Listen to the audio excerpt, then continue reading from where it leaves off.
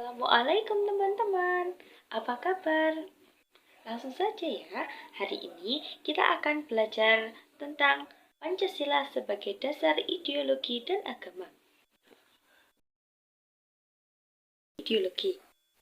Ideologi berasal dari bahasa Yunani yaitu idea yang berarti gagasan, konsep, pengertian dasar, dan cita-cita.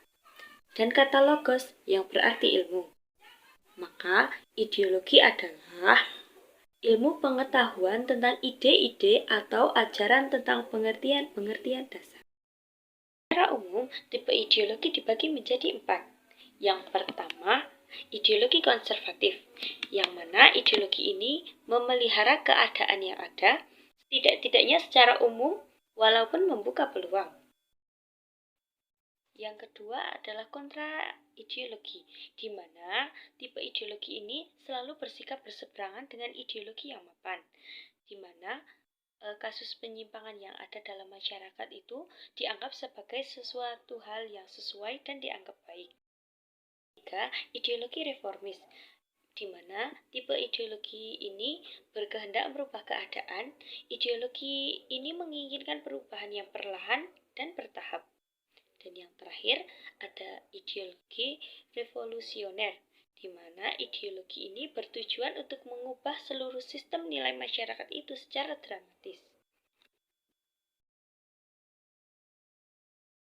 Pancasila sendiri merupakan ideologi yang terbuka. Artinya, Pancasila mengandung nilai dasar yang selalu relevan sepanjang zaman. Pancasila tidak akan pernah menua. Karena negara tanpa dasar berarti tidak memiliki tujuan dan cita-cita yang tentunya akan menimbulkan berbagai kekacauan. Karena Pancasila merupakan ideologi yang terbuka, maka Pancasila sendiri memiliki 3 dimensi nilai. Apa aja ya? Yang pertama, ada nilai dasar, di mana merupakan asas-asas yang diterima sebagai dalil yang mutlak.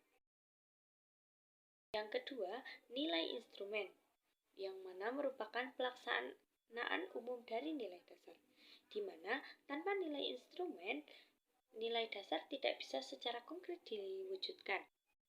Dan yang terakhir yaitu nilai praktis, di mana nilai ini tampak pada pola keseharian. Nah, nilai ini yang menunjukkan apakah nilai dasar dan nilai instrumen benar-benar hidup dalam masyarakat atau tidak. Sebagai ideologi bangsa Indonesia, seperti yang kita ketahui bahwa bangsa Indonesia lahir bukan serta-merta menjadi negara kesatuan seperti saat ini. Nilai-nilai dan cita-citanya juga berdasar atas budaya bangsa, bukan meniru dari negara lain. Maka ideologi terbuka tumbuh dan berkembang secara murni dalam jiwa masyarakat, sehingga Pancasila dianggap sesuai diterapkan sebagai ideologi di Indonesia. Jadi, nilai-nilai Pancasila tersebut lahir dari jiwa masyarakat sendiri. Yang pertama, landasan historis, di mana Pancasila dirumuskan sebagai dasar negara Indonesia. Dalam perumusannya, nilai-nilai yang terkandung dituangkan menjadi pandangan hidup bangsa, sehingga Pancasila dapat diterima sebagai negara dalam mengatur kehidupan kenegaraan.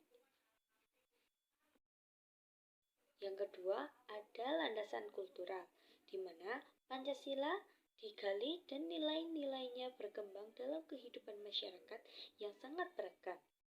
Masyarakat yang terdiri dari berbagai suku bangsa, agama, ras, dan budaya mengaplikasikannya secara berbeda, akan tetapi dengan dasar yang sama. Maka, dengan adanya keberagaman inilah yang membuat Indonesia kaya dan semakin besar, serta menjadikan corak yang harus kita lestarikan.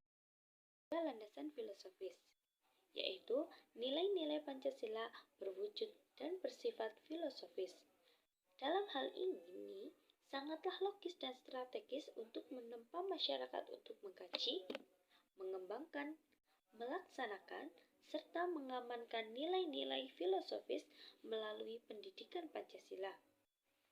Maka, akan ada peluang di mana nilai Pancasila yang bersifat abstrak dan dikonkretkan.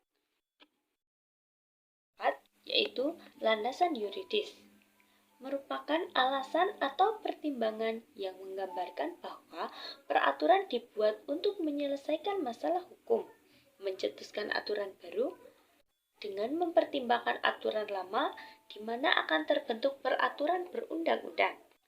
Persoalan hukum yang diselesaikan seperti adanya tumpang tindih dalam peraturan yang diberlakukan. Peraturan dianggap sudah ketinggalan, peraturan yang sudah ada namun tidak memadai. Dan yang terakhir adalah landasan sosiologis, di mana landasan ini merupakan pertimbangan yang menggambarkan bahwa peraturan dibentuk guna memenuhi kebutuhan masyarakat dan negara. Fungsi Pancasila sebagai ideologi negara. Yang pertama adalah menyatukan bangsa Indonesia, memperkukuh dan memelihara kesatuan dan persatuan. Yang kedua, membimbing dan mengarahkan bangsa Indonesia untuk mencapai tujuan. Dan yang ketiga, memberikan kemauan untuk memelihara dan mengembangkan identitas bangsa Indonesia. Yang keempat, menerangi dan mengawasi keadaan, serta kritis kepada adanya upaya untuk mewujudkan cita-cita yang terkandung di dalam Pancasila. Dan yang kelima, sebagai pedoman bagi kehidupan bangsa Indonesia dalam upaya menjaga keutuhan negara dan memperbaiki kehidupan dari bangsa Indonesia. Fungsi dan kedudukan Pancasila bagi bangsa Indonesia. Yang pertama, Pancasila sebagai jiwa bangsa Indonesia, di mana Pancasila merupakan acuan hidup yang merupakan cita-cita yang ingin dicapai serta sesuai dengan nafas jiwa bangsa Indonesia. Karena Pancasila lahir bersama-sama dengan lahirnya bangsa Indonesia.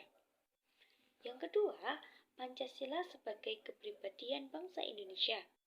Hal ini sebagai pembeda antara Indonesia dengan negara yang lain. Yang ketiga, Pancasila sebagai pandangan hidup bangsa Indonesia. Yang ketiga, Pancasila sebagai pandangan hidup bangsa Indonesia.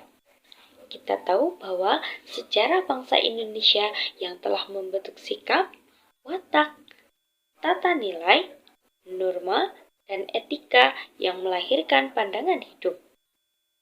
Yang keempat, Pancasila sebagai dasar negara Indonesia, di mana hal ini diperlukan untuk mengatur tatanan kehidupan bangsa dan mengatur sistem kenegaraan.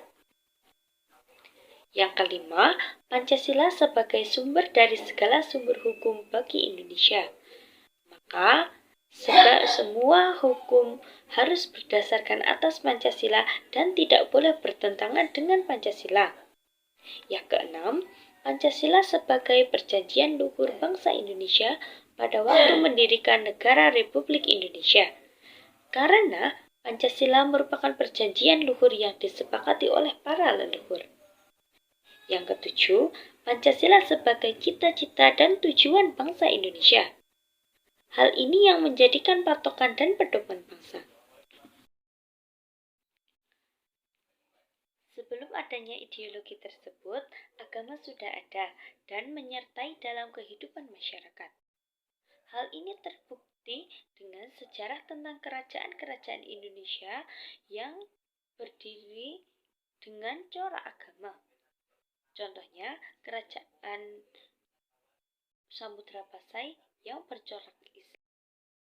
Karena sejatinya tidak ada agama yang bertujuan buruk, pasti menuju kepada kebaikan. Maka dari itu, sila pertama dalam Pancasila merupakan gambaran dari kepercayaan kita kepada Tuhan dengan keyakinan masing-masing.